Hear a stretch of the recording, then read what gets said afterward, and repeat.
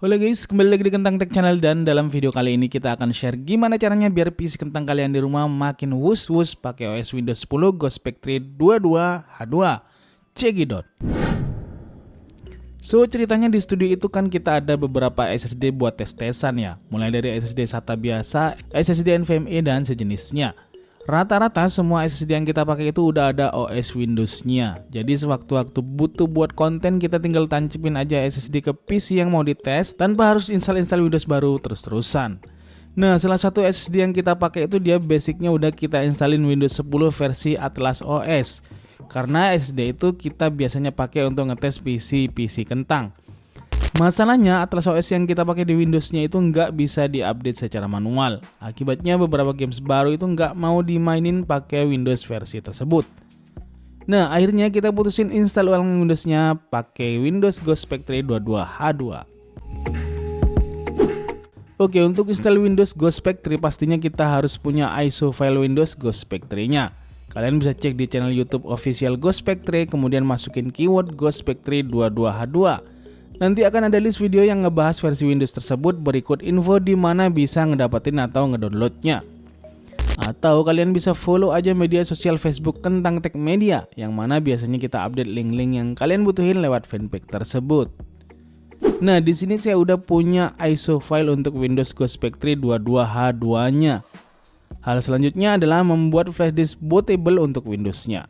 Kalau kebanyakan orang itu memakai Rufus untuk bikin flash disk bootable, kali ini saya pengen ngasih cara tapi nggak pakai Rufus, melainkan pakai Ventoy. Ventoy sendiri udah pernah saya bahas dan bikinin tutorialnya dulu. Kali ini saya akan bahas kembali sedikit. Kita perlu buka browser yang kita punya, kemudian ketikkan saja Ventoy di Google. Nanti kita bisa langsung klik link yang ngarahin kita ke halaman official Ventoy seperti ini. Di menu download kita pilih saja Ventoy 1.0.99 Windows.zip. Setelah proses download selesai seperti ini, langsung saja ekstrak filenya. Kemudian buka folder hasil ekstrak tersebut. Di dalamnya kita klik dua kali di ventoy2dig.exe. Maka nanti akan muncul tampilan aplikasi Ventoy-nya seperti ini. Bila udah begini kita masukin dulu flash disk yang udah disiapin, lantas klik aja tombol refresh-nya seperti ini.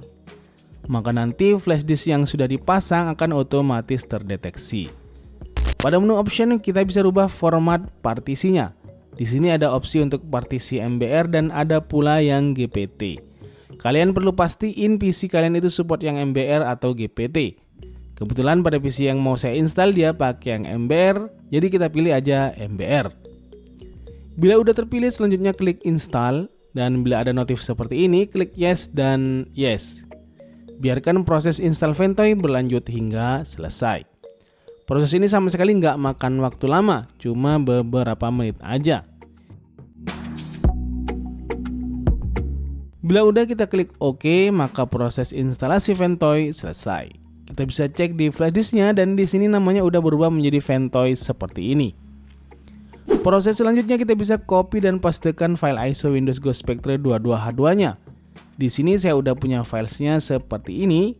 Kita copy dan pastekan ke dalam flash disk Ventoy-nya. Info buat kalian juga kalau kita bisa ngisi beragam ISO Windows ke dalam flash disk ini sekaligus. Jadi nanti kita punya bootable Windows yang mana kita bisa install semuanya lewat satu flash disk Ventoy aja. Contoh di sini saya udah copy 3 buah versi Windows ke dalam flash disk ini. Di sini ada Review OS 10, Review OS 11, dan Ghostpack 3 22H2 seperti ini. Nah, bila penyiapan flash disk bootable-nya beres, kita bisa next ke proses selanjutnya. Kita pasang flash disknya tadi ke PC atau laptop yang mau kita install Windows-nya. Setelah itu kita masuk ke dalam BIOS dulu. Masing-masing mobo punya cara yang mirip-mirip untuk masuk ke dalam BIOS. Dia butuh menekan tombol delete, F2, F10 atau escape. Untuk PC yang saya pakai, biar bisa masuk ke BIOS kita perlu menekan tombol delete di keyboard. Di BIOS kita langsung cari opsi boot. Pada menu boot option 1, kita set agar bootnya ke flash disk Ventoy-nya. Di sini flash disk saya ditandai dengan nama UEFI PNY USB 3.1.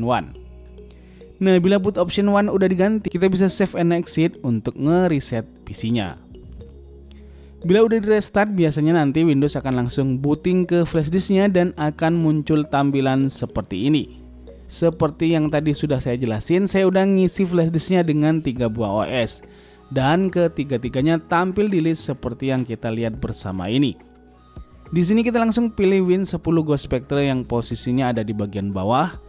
Bila udah kepilih, langsung tekan enter, kemudian pilih boot in normal mode.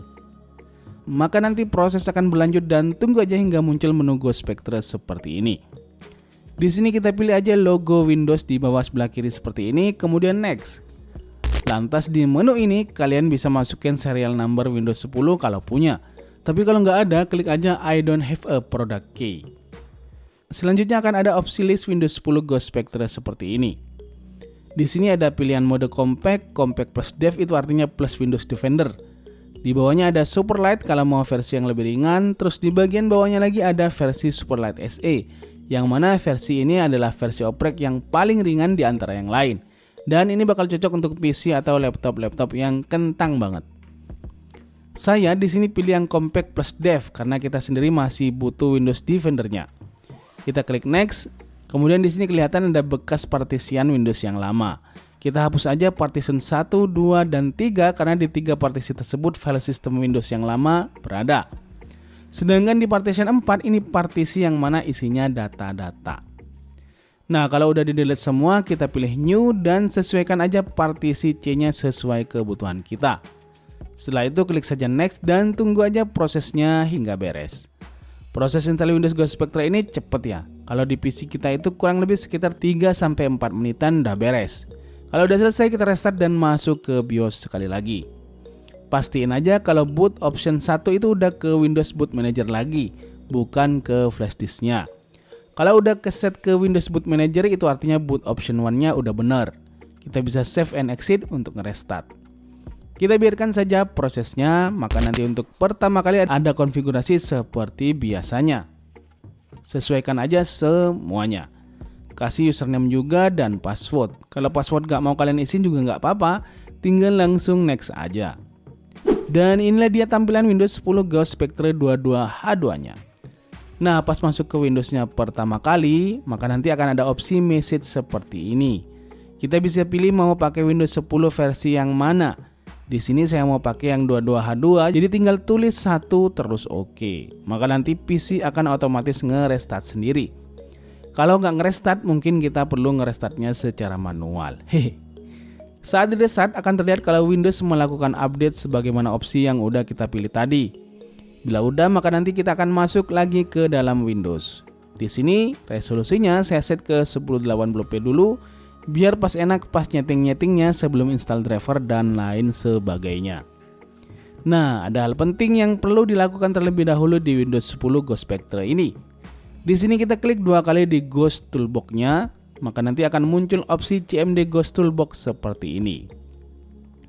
Kita bisa lihat Ghost Spectre ngasih kita beberapa opsi aplikasi yang bisa diinstal melalui toolbox-nya ini. Ada opsi tweak.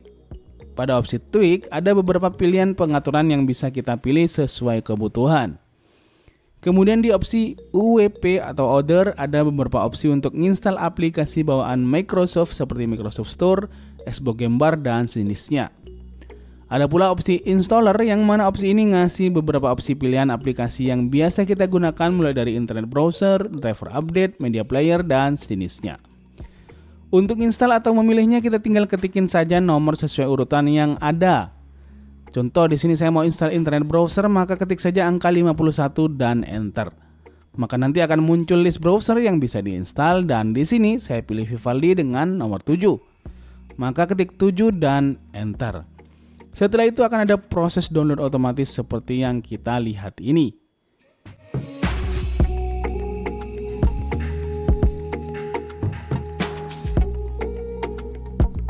Nah, bila proses download selesai, maka nanti akan ada menu install browsernya seperti biasa.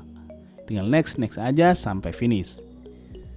Nah, sekarang kita kembali ke Ghost Toolbox-nya. Di list bagian bawah di nomor 16 dan 17, di sana ada opsi wajib banget malah untuk kita pilih dan install. Yang pertama ada Visual C++, kemudian yang kedua ada DirectX. Ya, opsi ini wajib banget diinstal karena ini menyangkut beragam aplikasi serta games yang nanti mau kita pakai atau install di PC-nya. Rata-rata games itu ngebutuhin Visual C++ dan DirectX untuk bisa maininnya. Kita tinggal install aja dengan mengetikkan angkanya tadi seperti ini. Di sini kita ketik 16, kemudian enter. Maka nanti ada opsi seperti ini. Kita pilih versi lengkap aja dengan milih yang nomor 1, maka nanti Visual C++-nya akan terdownload. Kemudian kita bisa meneruskan proses instalasinya sampai selesai. Opsi selanjutnya DirectX. Di sini kita ketik saja angka 17, kemudian enter. Selanjutnya kita pilih angka 1 lagi untuk memilih online installer, kemudian enter. Kemudian kita lanjutkan proses instalasinya sampai semuanya selesai. Kalau semua udah beres, kita bisa melanjutkan dengan menginstal driver VGA, Mobo, install aplikasi serta game yang mau kita mainin. Nah, untuk ngelihat perbandingan performanya, di sini saya coba mainin game Forza Horizon 5 dengan setting yang sama. Di sebelah kiri ada gameplay saat main game dengan Atlas OS. Dan di sebelah kanan ada gameplay saat main game di Ghost Spectre 22H2. Sekilas memang nggak terlalu kelihatan perbedaan FPS-nya. Tapi kalau mau kita lihat lebih seksama, main game yang sama di Ghost Spectre 22H2 itu punya FPS lebih tinggi sekitar 3 hingga 6 FPS-an. Utamanya saat kita main di daerah yang grafiknya padat. Walaupun secara keseluruhan keduanya masing-masing terlihat lancar. Mari kita lihat bersama sejenak perbandingan keduanya.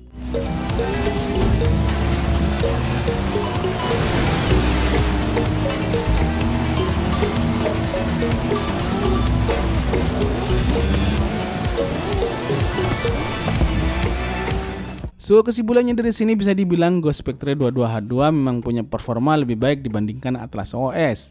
Tapi sekali lagi hasil pengujian ini belum tentu sama antara satu PC dengan PC lain atau antara satu laptop dengan laptop yang lain. Sekali lagi kita butuh pakai Ghost Spectre 22H2 selain biar lebih ringan, kita juga butuh versi Windows-nya untuk bisa dipakai main di games-games baru kayak di Ghost of Tsushima dan sejenisnya. Yang memang butuh Windows versi lebih baru untuk bisa mainin games tersebut. So, demikianlah video kita kali ini. Kalian yang pernah install mungkin punya pengalaman saat pakai Windows Ghost Spectre atau Windows yang lainnya, bisa share pendapat kalian di kolom komentar. Terima kasih sudah nontonin video ini sampai habis. See you in the next video. Adios dan jangan lupa semangat setiap hari.